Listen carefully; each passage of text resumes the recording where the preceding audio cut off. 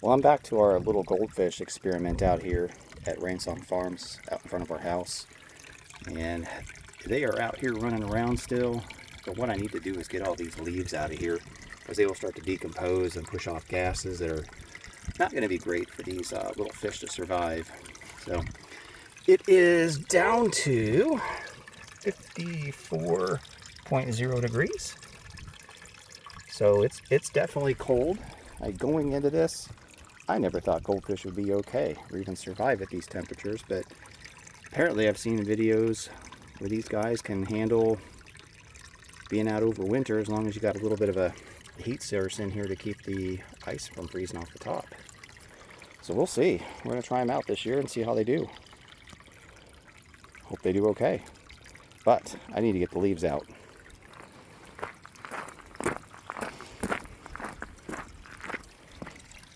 I'll just go through and scrape all these out as best I can.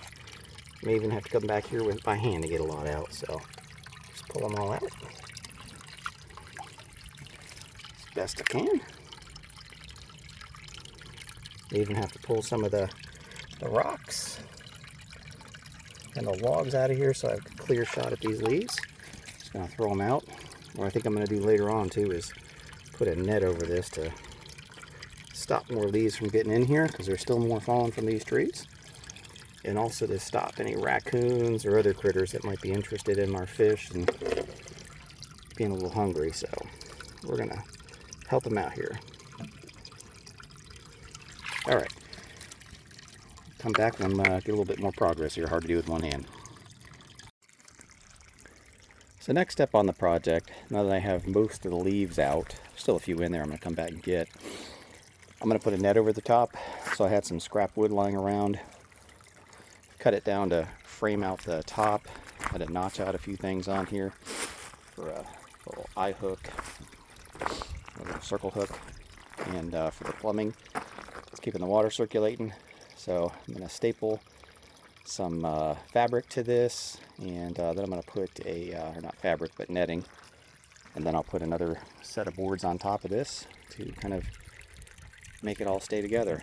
So I'll come back with another update in a minute after I get the fabric on. What I'm probably going to use is some scrap bird netting that I had that I've used to keep birds away from the fruit, particularly the wine grapes. Yeah, I've got plenty of that lying around. Alright, well, just a quick and dirty frame out of the scraps I had around.